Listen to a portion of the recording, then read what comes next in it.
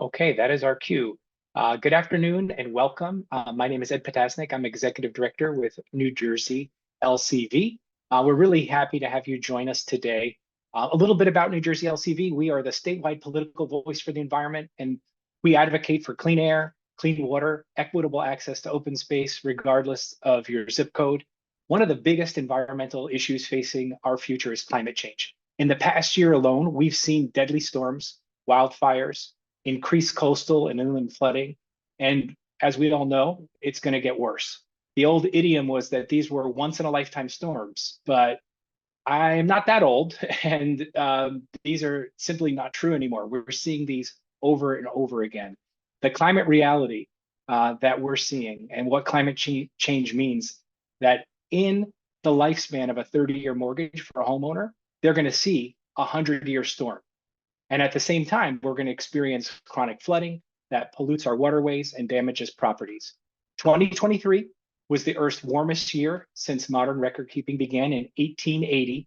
And the past 10 consecutive years have been the warmest 10 on record. And that's why we're advocating for a just transition to 100% clean energy here in New Jersey by 2035. And that includes responsibly developed offshore wind, and which is a clean renewable energy resource. And that's really why we're excited to host this virtual fireside chat today with fantastic speakers and invited guests who I'll introduce in just a moment. But before we start, some quick housekeeping. This meeting is being recorded. You heard the voice when you entered, or you had a little message pop up on your screen. It's going to also be uploaded to the New Jersey LCV YouTube channel so that folks can read it and listen to it later, which is really awesome. And as we're speaking, you're welcome to put in any kinds of questions or answers to questions in the chat box below. It's labeled Q&A, and we're going to get to as many of those as we can with a little bit of opportunity for each of our speakers to share some opening remarks. If you're a member of the press, please note that when you're putting a question into the Q&A, we're going to try to prioritize those at the top for those members of the press that will be joining us tonight. We'll be monitoring the Q&A and asking your questions later in the webinar. So anyone who is asking an offensive or inappropriate question, we're going to just remove you from the event. So please keep it in the appropriate space. That said, I'm excited to introduce our speakers. Our first is BPU President Christine Guhl-Sadovy. She was appointed to this position as the president of the Board of Public Utilities by Governor Phil Murphy in 2023. Prior to her nomination, she served as a cabinet secretary for the governor's senior staff. President Guhl-Sadovy previously worked at the New Jersey Board of Public Utilities and rose to the position of chief of staff under President Joe Fiordaliso, and was helping to spearhead Governor Murphy's clean energy agenda. During her time as NJ BPU Chief of Staff, the president worked on several key initiatives of the administration, including the 2019 Energy Master Plan and its implementation of the 2018 Clean Energy Act, and the development of the state's electric vehicle incentive program, which is being used up very popularly, quickly, and is important for us to get pollution out of the air. Prior to serving in the Murphy administration, the BPU president worked as the legislative and political director for Planned Parenthood Action Fund of New Jersey. Our other speakers that are going to be joining us is New Jersey Environmental Justice Alliance Executive Director Melissa Miles. Melissa Miles is an environmental justice and climate justice advocate who began her career as a community organizer while living in an environmental justice community here in Newark, New Jersey. Melissa is executive director of the New Jersey Environmental Justice Alliance, an organization with a long and very prosperous history of leadership in the local and national environmental justice movement. She's a recipient of the Governor's Environmental Excellence Award for her work on the landmark environmental justice law of 2020, nation leading. She serves as the co-chair of the New Jersey Department of Environmental Protection Environmental Justice Advisory Council, is a steering committee member of the Coalition for Healthy Ports and Building Equity and Alignment for Environmental Justice. She is also the EJ director for the New Jersey Reparations Council. We also have with us Ethan Lamiana of the Eastern Atlantic Regional Council of Carpenters, who is a graduate of the United Brother of Carpenters' first dive class and an employee of Walker Diving at the New Jersey Windport. So we're thrilled to have all of you join us today. And now that we've introduced our speakers, I'd like to start off sort of setting the table for where we are with offshore wind in New Jersey today. I'm going to start by opening the floor to the BPU President Guhl-Sadovy to share a high-level overview of where New Jersey is on offshore wind. And so with that, I get to pass the microphone over to the BPU President. Thanks so much for being with us today. Thank you so much, Ed. Thanks to LCV for inviting me, and good afternoon to everyone. And thank you all for joining. Ed referenced earlier that we don't have a fire, which is okay because we're virtual, but also it's almost 80 degrees outside, I think, right now. So I think we're good without having that fire. So really just very honored and excited to be here to talk about, offshore wind and the Murphy administration's leadership on clean energy with all of you today. I don't think it comes as a surprise to anyone in this audience that we are moving forward full steam ahead on offshore wind. There are a lot of offshore wind puns out there. I'm going to try to avoid using them. And so, but I will say that that we are, 100% in on our offshore wind goals. And I just want to tell a story, if I may, to highlight, why I'm so honored to be doing this work, and talk a little bit about, how the Murphy administration is leading the nation on offshore wind. Several years ago, probably 10 to 12 years ago, I had the opportunity to organize something similar as an advocate of offshore wind at the Sierra Club, actually. And we had a panel on the benefits of offshore wind and trying to move offshore wind forward under the previous administration. And, unfortunately, that wasn't successful at that time. But coming into this administration, we have taken the offshore wind ball and run with it as fast as we possibly can, I think, and in a way that has been a leading position for the nation, and also has shown our commitment to addressing the impacts of climate change. So fast forward from organizing a panel on offshore wind as an advocate to being in the BPU and in the Murphy administration, and at the Liberty Science Center, where Governor Murphy was joined by former Vice President Al Gore in an announcement to advance the goals of offshore wind. And at that event, I brought my son, who is now 9, but at the time was about 5. And he then thought that I worked at the Liberty Science Center, which was extremely exciting, until I had to bring him to Take Your Child to Work Day. And he realized that I do not, in fact, work at the Liberty Science Center. And what he thought was a much more boring job is actually, I think, one of the most exciting things, because what we are doing in offshore wind is not just for the future generations to address the impacts of climate change. This is an audience that I think fully understands that climate change is affecting our communities, that offshore wind and the development of clean energy is making sure that New Jersey is doing our part to address the impacts of climate change and our contribution to climate change. But it's also about being a leader in an industry and in a field in offshore wind that is something that New Jersey can be incredibly proud of. So when I think about my son growing up and knowing that the Murphy administration and that we have all contributed to helping address the impacts of climate change, I also think about the monumental impacts to economic development and to New Jersey as a position in the United States and a position in the world on leading the nation in such an innovative and transformational new industry. So it's an exciting thing to be part of, and it's a critically important thing that I think that New Jersey is doing to ensure that we are addressing the impacts of climate change, and that we are bringing significant economic development, an entirely new industry, and all the associated benefits to the state of New Jersey. And that is something that I'm just incredibly proud of.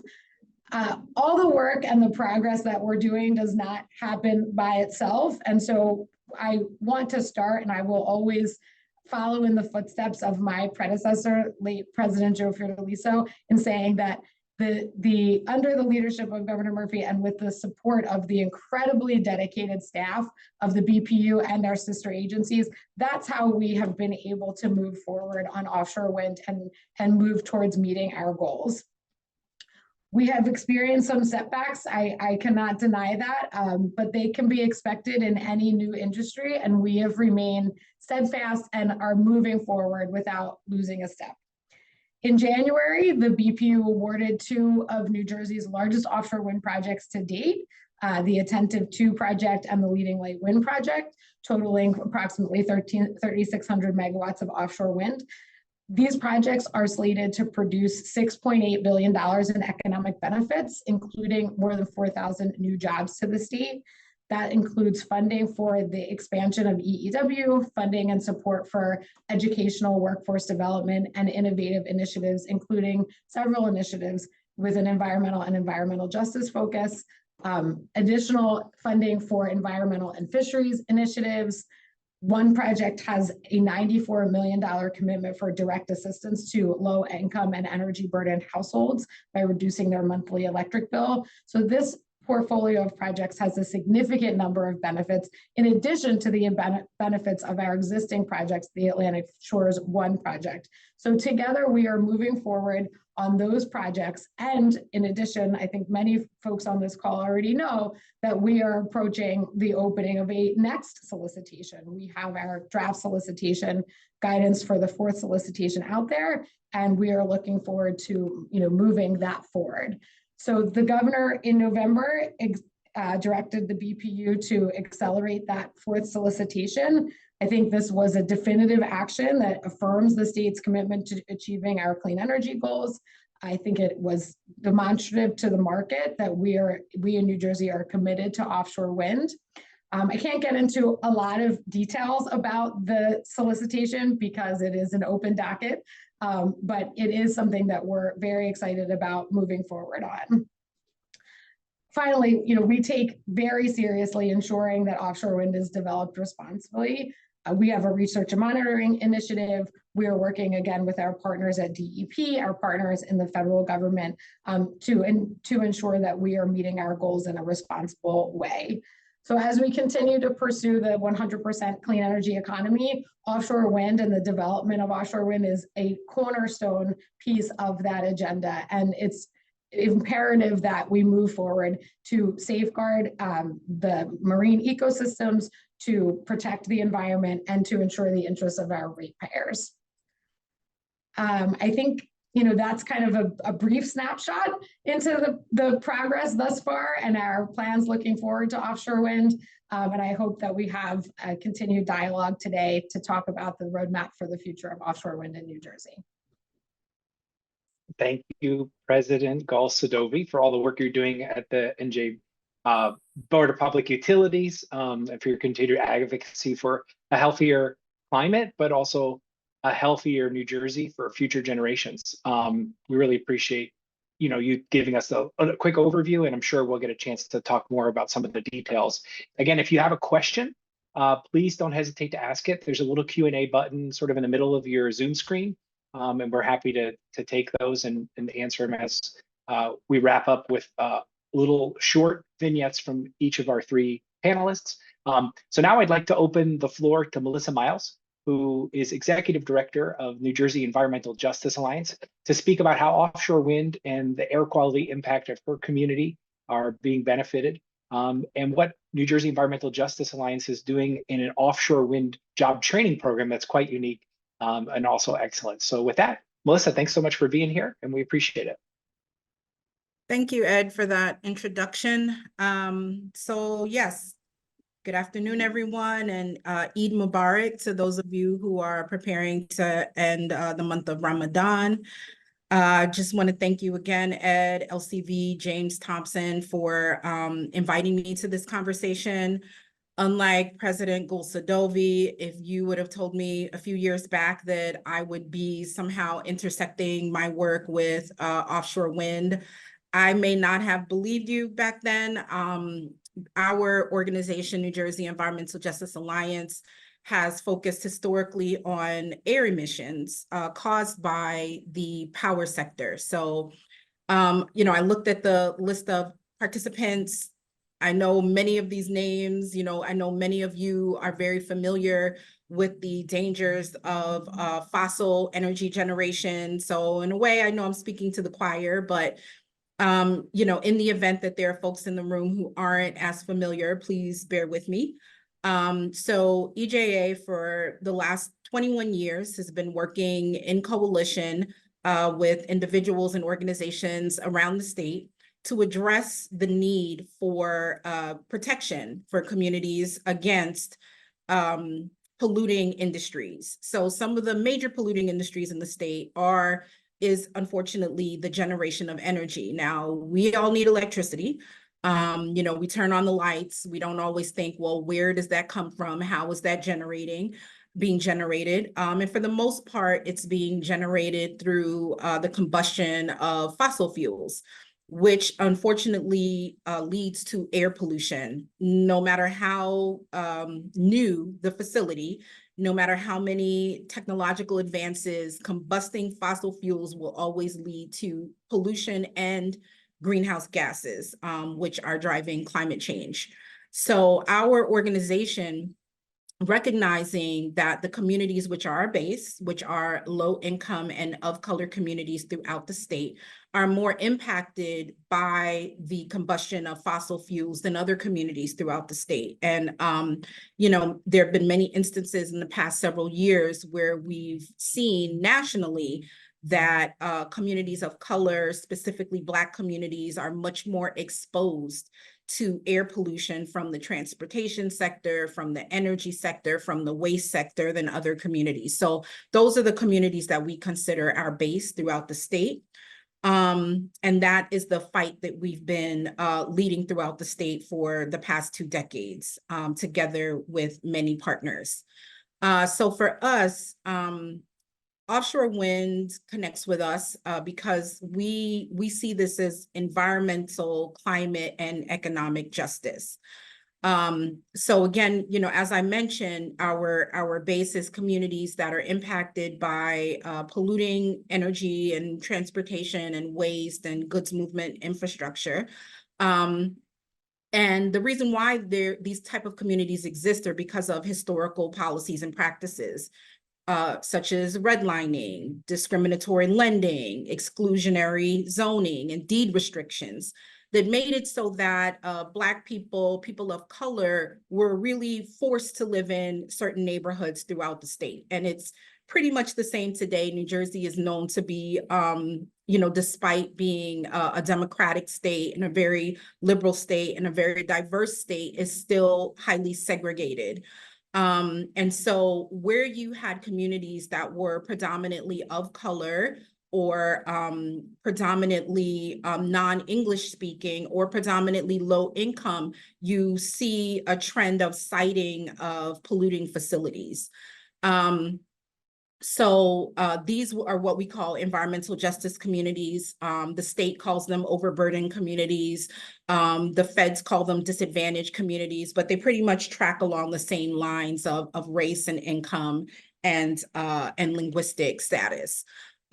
So these are EJ communities that are also what the communities that are often worst hit and least likely to be able to recover from climate disasters that are being caused by the combustion of the digging up and the combustion of fossil fuels or greenhouse, causing greenhouse gases. So, some of the immediate impacts in these same EJ communities, some of the immediate climate impacts that we see are flooding, extreme flooding, both coastal and inland flooding, heat island effect, air pollution that is coupled along with greenhouse gas emissions, contamination in the water, and contamination in the soil, amongst other issues. So some of these are also what we could consider climate issues.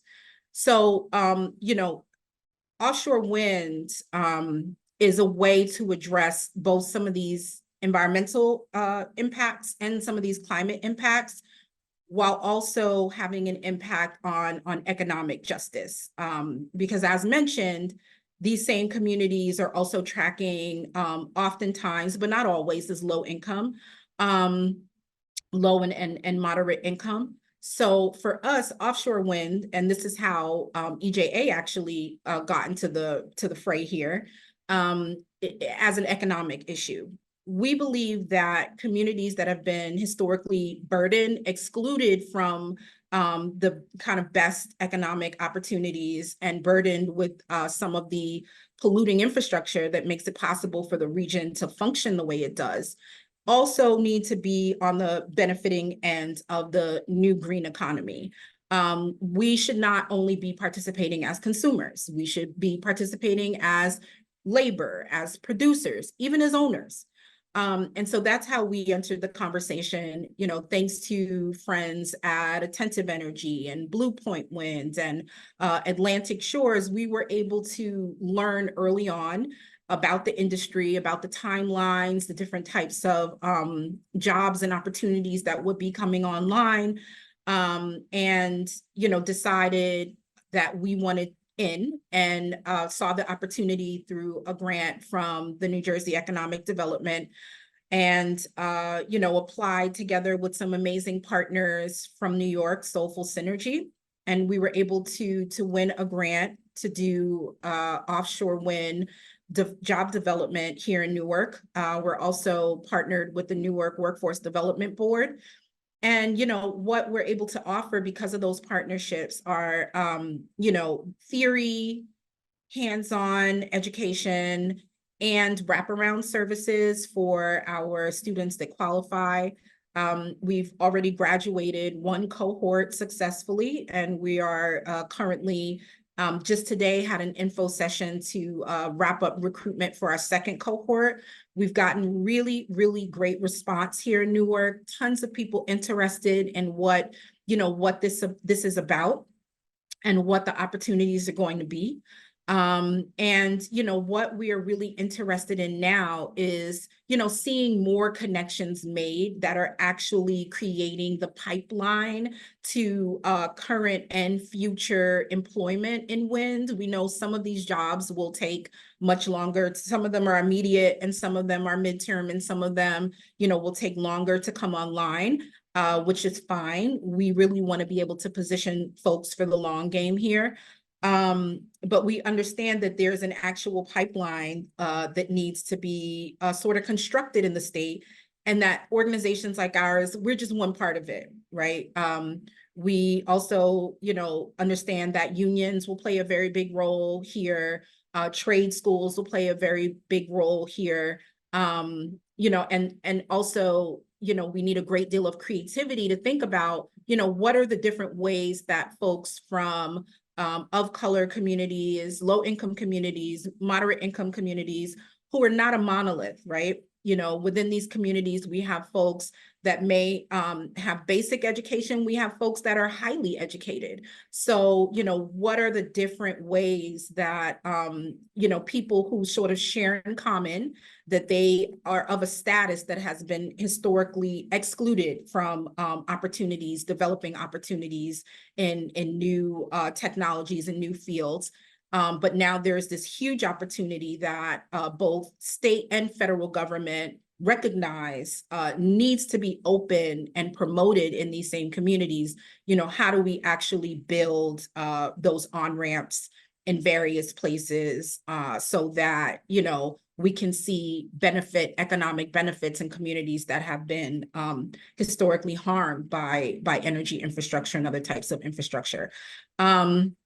So, that's really where we come into this conversation, and, very happy to be in coalition with folks who, have different roles in this conversation, whether it be, the developers or the unions or environmental groups really pushing for policy. Happy to be a part of this family of folks.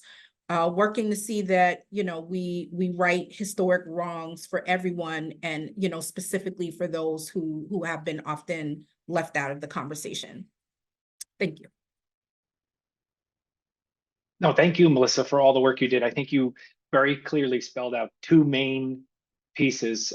One, that the pollution that's currently generating our electricity from fossil fuels is harming communities, and offshore wind will transition that pollution away and help protect, reduce asthma, cancer, lung disease, heart disease, et cetera. And then secondly, making sure that we rectify racial injustice by ensuring that the good local jobs, these are mostly union jobs, are going to communities that have been disproportionately negatively harmed. And so the work you're doing is critical to that. I want to applaud you for stepping into this unusual kind of, like, as you mentioned at the top, you didn't predict yourself to be there, but you stood up and you're doing important work, and it's going to be family sustaining work for the community, which is just awesome and exactly why it's so critical. And that transitions me to our next panelist, which is Ethan Lamiana,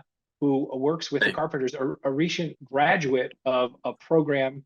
I'm assuming by the looks of it, you're on the water live and you are a diver. We're really happy to have you with us to explain a little bit about the training program, what it means for you and your family, what the work is like in general. Tell us, what's it like to work in the industry? So thanks for joining us. Thank you. Thanks for having me. It's been amazing so far. I've enjoyed my time out here so far. And with the training center, I believe we got some of the best training that you could possibly ask for in the entire world. We had two instructors that have done saturation diving, which is amongst the most elite in the world, including in the North Sea, which is the roughest conditions you could ever possibly imagine or dive in. And I believe the school had us training in the best conditions possible out there on the lake, diving on real barges, out in the real world, like you can see here. So that was great. And I've been really enjoying my time out here at Walker. We've been out here doing a good job, and we've just been doing pile remediation so far and all that. And right now we're doing buoys, and I'm just looking forward to the future. So do you mind if I ask you a couple questions since we have you live? So how did you learn about the program, and what made you interested in taking the class? And then I'll sort of add a third question, which is, what does it mean now that you have the training? What kinds of jobs are now available to you? Okay. So I had first found out about commercial diving when I was a young kid. I was in about 6th grade, and it had been of a huge interest of mine ever since. And then one of my dad's friends, he used to work for 474, so I got in there through him. And for job opportunities so far, you could pretty much go anywhere with this: offshore, inland, nuclear power plants. So I've been happy with that. Great. And some folks might not know this. You said it just sort of off the cuff. Saturation diving just sounds like, oh, it's a kind of diving. This is a kind of diving, if I understand, I'm dive certified, where you're breathing liquid, right? And it has gases in it, or is that something different? Tell us a little bit about that. So what it is, they'll put you inside a hyperbaric chamber, and let's say they will mimic, say, 200 feet of seawater inside that hyperbaric chamber. And then they will take that chamber and actually lower it down to 200 feet of seawater, and you will live inside that chamber for a week to like 4 weeks at a time. Okay, good thing I didn't explain it. That's much more accurate. So you're basically living or staying underwater. So you got a head start. You can go even deeper. Yep, you will live under the water for anywhere from a week to 4 weeks at a time. Okay, and then you were part of this first class that graduated. So I know you have a bunch of classmates. Tell me a little bit about them. Had they ever done work like this before? And do they intend to stay in the wind industry in New Jersey, so far as you could tell? Okay. Everyone in the class was great, and there was only about one guy in our whole class. Was that right? He was a scuba diver before this, and I did a lot of scuba diving, and then a lot of us came in from doing other trades and stuff like that. But this was something that a lot of guys in the class wanted to do, and then we went in, got the right training, the best that I believe there possibly could be, and we've all been out here eager to get after it. All right, one last question. This came from someone.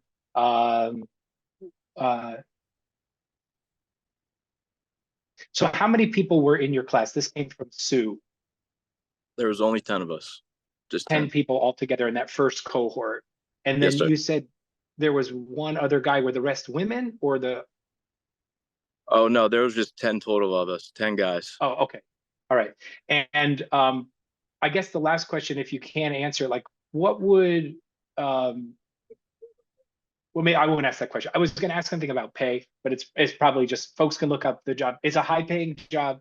It's a job that has a lot of mobility, as Ethan said. So I don't want to you to disclose your salary here. I don't think that's quite fair.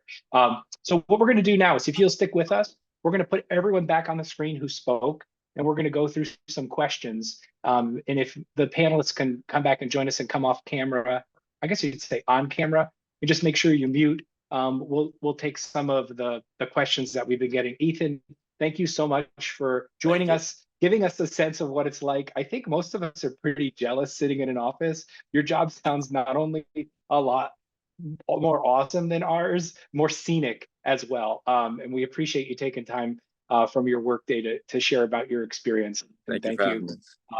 Yeah, thank you for that. So, one question that came up here is about timeline. So there's a number of solicitations. President Sadovy mentioned there's a fourth solicitation that we're going out for. When could folks expect, and this question came from, it looks like David T. Where are we in terms of getting wind up and running? Can you lay out a little bit of a timeline for the different projects, or when might we see turbines? When might some of this construction be happening? A lot of back end things are happening before we can actually see them, and many of them won't be seen, but we would start to see the benefits of them, where the wind energy is coming offshore and displacing that fossil fuel industry. I might go to the BPU president for that. Yeah, I mean, I couldn't give you. Oh, sorry. Yeah, we're going to go to. Yeah, thank you. Okay. Thanks. I just want to, before I answer, I want to say I did have an opportunity. I know some other folks here had the opportunity to go down and check out the dive school.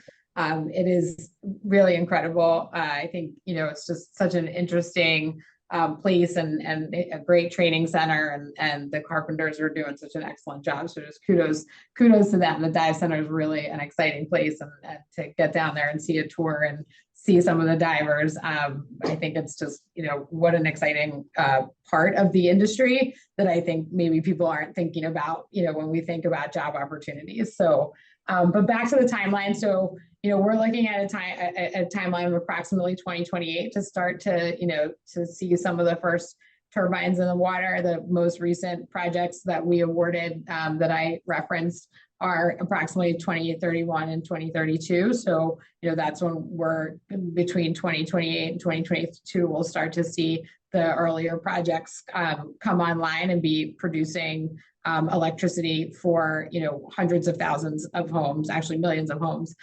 in the state. So it's really, it's exciting. Awesome. There's some questions as well came from maybe this is for Ethan, about the job training and dangers of the job. Maybe one way to sort of explain this, it seems dangerous to be underwater at these sorts of depths. You talked about how highly, skilled sort of trainers, et cetera. Do you feel like you're well prepared for that job? I guess this is like a TV show, the most dangerous jobs or something. Do you feel like you're in danger? Do you feel like you're well prepared? What safety training have you had? What safety mechanisms are involved in this, to reduce those risks? And, give us a sense, because it's something that I think most of us don't have experience with. Okay. Yeah, I do believe that I'm well prepared, and I know some people may have heard of currents under the water and all that, but I personally find it making the job more fun, to be honest. And I enjoy all that. Like the currents down at the wind ports, that's not bad. I enjoy all that, and that's all great. But I mean, decompression, we try to stay on what's called no decompression tables, so we can pretty much come straight up to the top whenever we want and don't have to do any types of decompression. So we stay on the safer side of things around here. And it was mentioned here, someone mentioned there's 4 women in the second training class. So that class of 10 that you had, there's another class that has, I guess, 4 women in it. Did you guys have any experience with the ROVs? These are the remote sort of robot vehicles. Is that something you work with, or is that separate training? Yes, sir. We did do a little bit of ROV, and that was one of my favorite parts. It's pretty fun. It's like playing a video game almost. And you're doing that like with what, remote control? Yeah, you'll have a remote. Are you underwater?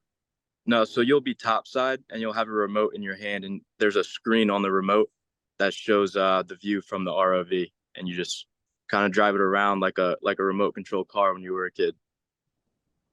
Awesome. I guess the next question here, I'm going to go back to the BPU president.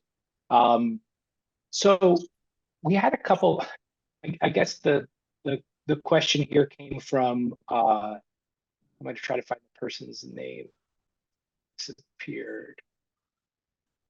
Thank you guys for all your questions. We're going to try to get to all of them. Trying to put a bunch of them together on the fly is a bit of a challenge. Had to do with just misguided projects. The question was sort of like, why do you believe in wind, this failed technology? I don't know the individual. I'm sorry, I can't use your name right now live. But it also relates to a couple other questions that were asked about ensuring ocean ecosystems are protected with the offshore wind projects. And also recently, there were some announcements that came out of the BPU about that very issue. The ocean is under grave threat. Actually, the greatest threat to our ocean is climate change itself.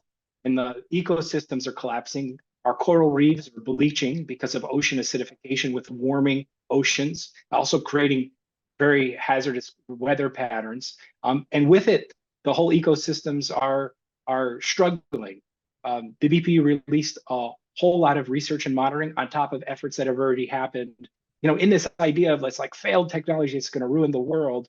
Tell us the science side of this, and that the work that the BPU has been doing to do this, to be protective, to ensure that ocean wildlife, marine life is protected for future generations, for our kids and grandkids. Yeah, so great. I'll try to kind of sum it up there. So first, the offshore wind is not a failed technology. It's also not a new technology. It's new to the United States and it's new to New Jersey.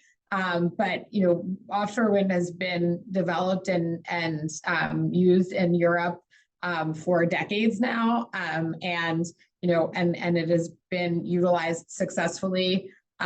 In addition, the United States just recently energized some of their first offshore wind projects. So, really excited for New Jersey to join and help lead the nation. But the United States is already energizing homes and powering homes with offshore wind, and Europe has been doing that for quite some time.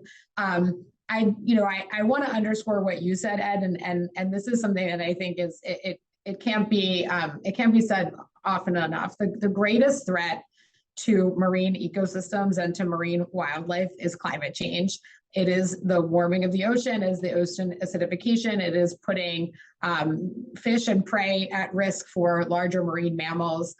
It is, changing the trajectory of migration patterns for marine mammals. So our greatest threat, again, to the oceans and to marine wildlife is climate change. And by developing offshore wind, not just in New Jersey, but along the eastern seaboard, that is doing our part to help mitigate the impacts of climate change, to ensure that, we are protecting those marine ecosystems. We in partnership with the DEP are doing our part to make sure that we're, and our federal government partners, to make sure that we are minimizing the impacts as much as possible that offshore wind could have to the marine ecosystem. But by reducing carbon emissions and reducing greenhouse gases, that is the greatest impact that we can have to protect marine wildlife. And so that is, one of the biggest reasons that we, are investing in offshore wind is to address the climate pollution impacts and the impacts that they have on the oceans and on marine wildlife. Maybe I'll jump in and ask you the question that I'm interested in hearing the answer to, Christine, which is about how New Jersey is positioning itself as the manufacturing and jobs hub for the Northeast and Mid-Atlantic region. Yeah, great. Thank you. So, the investments that we are making through the existing projects and in partnership with the Economic Development Authority in the wind port and it are exactly that.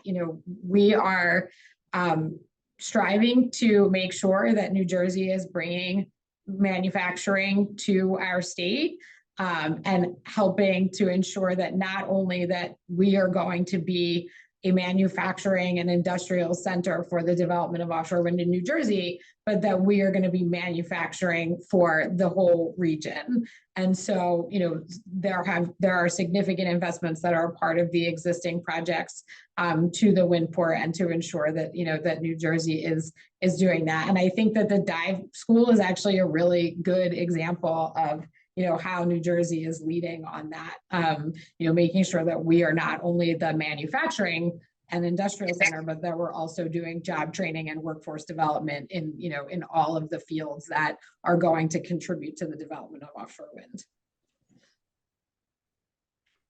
Ethan, did you want to add something? I saw you come up. Oh, no, I'm all right. Well, thank you guys for your patience. Melissa, I don't know if you beat me to the question. I did. I went ahead and took over and asked the question that I was interested in. And I think I'm going to take liberty again and answer a question that I see in here. Good, because I had a question about this same issue for you. Yeah, I mean, so you wanted me to answer the question about the industry? My question was on the job training and the preparedness and sort of the pipeline. Right. How is that going? And sort of what has been some of the lessons learned barriers and how can folks be helpful to let, steer people in your direction who might be interested? Cool. So that I'm going to combine with a question about how will people of color benefit from the transition to green energy. So just starting there, yes, let's acknowledge the clean energy programs in the state for a long time were targeted towards middle and upper income households. And, for as long as I can remember, I haven't been doing this work that long. So maybe about 7 years ago or 8 years ago, I remember being on calls with the BPU, trying to design programs that had impacted communities in mind. So, it's been a few years now, I think, and now, even the Biden administration, the Biden administration talking about environmental justice, that's not an accident, right? This is decades of advocacy, from folks around the country. So, I think it's more clear now than ever what the connection is between fossil energy and combustion and Black and brown people's health. If whoever wasn't clear about that during the pandemic, it became painfully clear that Black communities were dying at higher rates because they were already under the impacts of fossil energy, right? Whether it be from the car emissions or truck emissions or ship emissions or, power plants, whatever, right? So it's clear that our communities have more particulate matter, which is causing more health harm historically. So, the first benefit of a transition to less polluting forms of energy, energy that is sourced from renewables, is the elimination of those types of emissions. particularly because the infrastructure is in our communities. So I'm not going to say that there's A to B, like it's automatic, right? Wind comes online and suddenly, communities are cleaner. It takes time and it takes volume, right? We have to transition the energy systems. Like it's not just that one turbine is going to clean up every overburdened community in New Jersey, right? So what you see the state doing is trying to create various. So this is, we're talking about wind, but folks, it's not just wind. It's wind, it's solar, it's electric vehicles, it's grid upgrades. It's all of this is happening simultaneously. So, and yes, it's slow. And yes, unfortunately, the public, our sector, we're not immensely great at narrative. It's great that we have some organizations like League of Conservation Voters whose main focus is to get folks, on board and educated and to hear from voters about, but we're out here trying to do the work. So, I think it's important that, the public sort of supports these efforts to transition us away from what we know is killing us, which is, fossil fuel combustion. It's killing folks locally. It's driving climate change. Like the science is there, the research is there. If you don't believe it, live in one of these communities, and see how long it is before you have asthma, or how long it is before you're flooded into your home, or, you have a 90 or 100-degree day when, your more tree-lined street neighbors are not suffering that. So, I in terms of the pipeline, back to your original question, Ed, I would say that it's going to take a village to build this pipeline. It's not, because again, to Samuel Peel's question, we are challenging structures of historical inequity. So, changing one piece, like we can train up all the people in the world here in Newark, but we need, unions to also become more equitable, right? And we know, I was just reading a report on just from last year on, unions in New Jersey, and Black folks and folks of color know about unions, right? Black folks, I think in New Jersey, about 11% of the working population in New Jersey, which is actually really low. But we're represented at about 17% in unions. So we know about unions, right? Working Black folks know about unions. Working folks of color know about unions. We are highly represented in some unions and highly underrepresented in others. So we need like both government agencies and unions to like really take stock of their, what their membership is looking like. And I think it benefits everyone when we have more diverse membership within unions. Folks want to work. Like folks absolutely want to work. They want to be working in fields that feel like they're giving back and like they're helping society. And, and I think unions also need that push, in 2024, that growth in membership and that growth in excitement and that new fresh blood.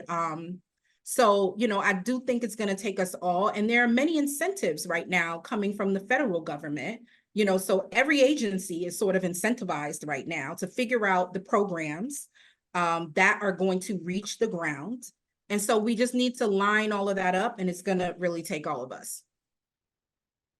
Thank you for that very comprehensive overview of and trying to break down that this is a long-term vision for how we transition away and also how we undo or turn back the hands of time on historic decisions that have disadvantaged communities. Very hard to explain in a short amount of time. You did a great job. Thank you. We're going to do some final wrap up. We've got about 5 minutes left. We appreciate all the questions. We got through a lot of them, so I want to thank the panelists also for addressing the audience questions. What I want to do is give each person a chance to do any closing thoughts they had. I'm going to start in backwards order.